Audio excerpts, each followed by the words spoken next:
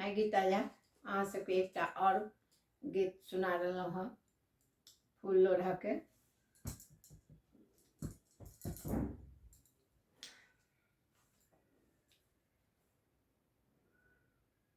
फूल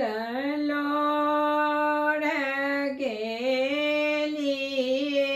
गाँव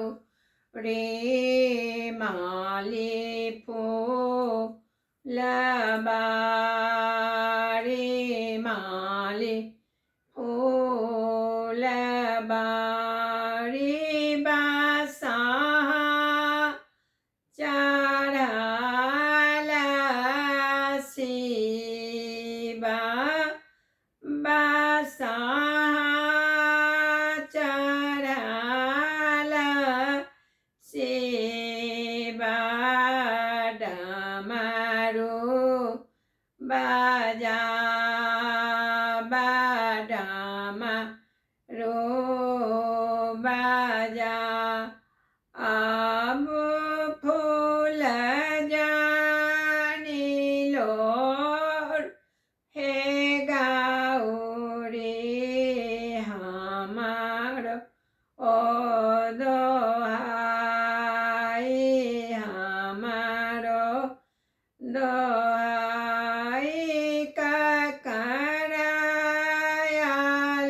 ककरायालारी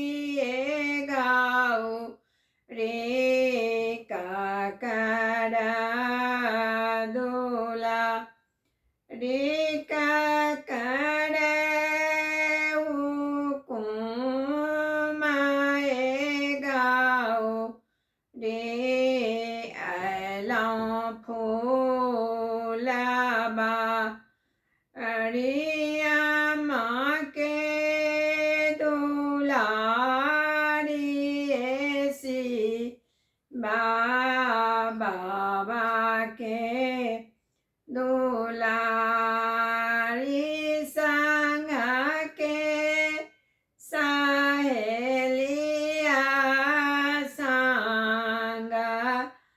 आयलौं फूलबा रियलौं फूलबा लोढ़ल फूल गाँव रे देला छिड़ियाए देला छिड़ियाए कान ताखिजा ताए गाऊ रे घर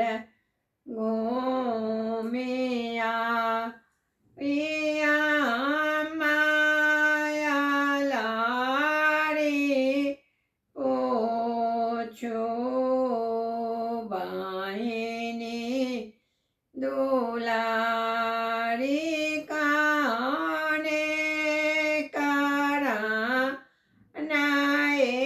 गाओ रे नैना नोरे ढारी नैना नोरे ढारी मोरा से ना पूछुए आमा कहबाला जा ई पूछियानगे सा खीसा बसा कहा ताबुझा ईशाने साने के सा छायने टूटा लदात बासा चढ़ल शिवा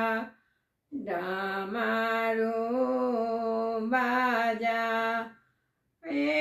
तो